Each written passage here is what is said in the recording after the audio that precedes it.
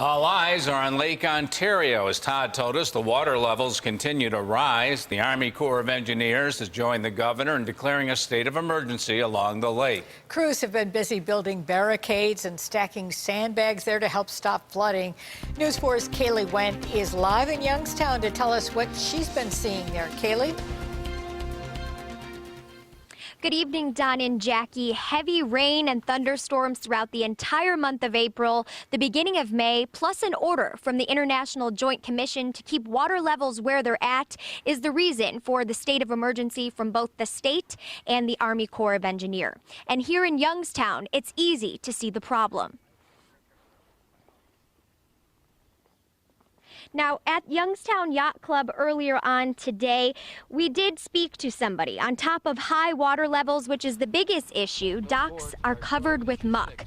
That's because high waves washed up debris from the river and left everything a mess. At the Yacht Club, I was able to speak with Don Reese. He's a longtime boater of about 50 years, and he explained why it's not only boaters who could have a troublesome season, but also Fort Niagara.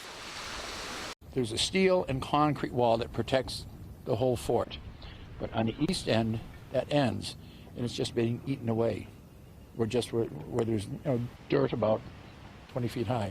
I used to swim off a dock there when I was a kid, and that dock is now 50 feet out in the water. The dock didn't move. It's a concrete dock.